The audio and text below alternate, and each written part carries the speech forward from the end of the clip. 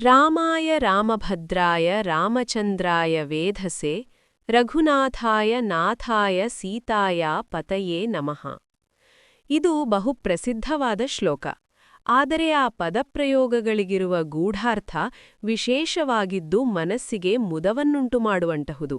ರಾಮ ಶ್ರೀರಾಮಚಂದ್ರನನ್ನು ದಶರಥ ಚಕ್ರವರ್ತಿ ಮಾತ್ರ ರಾಮ ಎಂದು ಕರೆಯುತ್ತಿದ್ದನಂತೆ. ಆ ರೀತಿಯ ಅಧಿಕಾರ ತಂದೆಯಾದವನಿಗೆ ಮಾತ್ರ.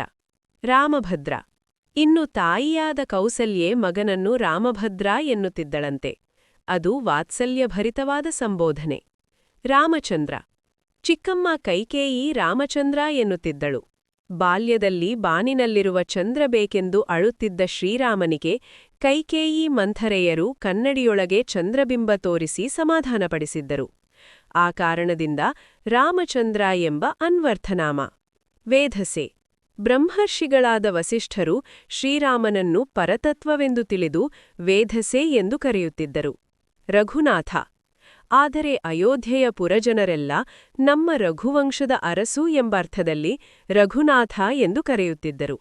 ನಾಥ ಇನ್ನು ನಾಥ ಎಂದಷ್ಟೇ ಕರೆಯುತ್ತಿದ್ದವಳು ಸೀತಾದೇವಿ ಮಾತ್ರ. ಹಾಗೆ ಕರೆಯುವುದು ಅವಳೊಬ್ಬಳ ಹಕ್ಕು.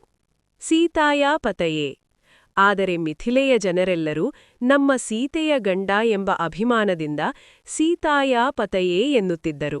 ಶ್ರೀರಾಮನವಮಿ ತಿಥಿ ಚೈತ್ರ ಶುಕ್ಲ ನವಮಿ. ಇತಿಹಾಸ ಶ್ರೀ ವಿಷ್ಣುವಿನ 7ನೆಯ ಅವತಾರನಾದ ಶ್ರೀರಾಮನ ಜನ್ಮ ಪ್ರೀತ್ಯರ್ಥವಾಗಿ ಶ್ರೀರಾಮನವಮಿಯನ್ನು ಆಚರಿಸುತ್ತಾರೆ. ಈ ದಿನ ಪುಷ್ಯ ನಕ್ಷತ್ರದಲ್ಲಿ ಮಧ್ಯಾಹ್ನದಲ್ಲಿ ಕರ್ಕಲಗ್ನದಲ್ಲಿ ಸೂರ್ಯಾದಿ 5 ಗ್ರಹಗಳಿದ್ದಾಗ ಅಯೋಧ್ಯೆಯಲ್ಲಿ ಶ್ರೀರಾಮನ ಜನ್ಮವಾಯಿತು. ಮಹತ್ವ ದೇವತೆಗಳು ಮತ್ತು ಅವತಾರಗಳ ಜನ್ಮದಿನದಂದು ಭೂಮಿಯ ಮೇಲೆ ಅವರ ತತ್ವವು ಹೆಚ್ಚು ಪ್ರಮಾಣದಲ್ಲಿ ಕಾರ್ಯನಿರತವಾಗಿರುತ್ತದೆ. ಶ್ರೀರಾಮನವಮಿಗೆ ಶ್ರೀರಾಮ ತತ್ವವು ಎಂದಿಗಿಂತ 1000 ಪಟ್ಟು ಹೆಚ್ಚು ಕಾರ್ಯನಿರತವಾಗಿರುತ್ತದೆ. ಶ್ರೀರಾಮನವಮಿಗೆ ಶ್ರೀರಾಮ ಜಯ ಜಯ ರಾಮ ನಾಮಜಪ ಹಾಗೆಯೇ ಶ್ರೀರಾಮನ ಇತರ ಉಪಾಸನೆಗಳನ್ನು ಭಾವಪೂರ್ಣವಾಗಿ ಮಾಡುವುದರಿಂದ ಶ್ರೀರಾಮತತ್ವದ ಲಾಭವನ್ನು ಆದಷ್ಟು ಹೆಚ್ಚು ಪಡೆಯಲು ಸಹಾಯವಾಗುತ್ತದೆ.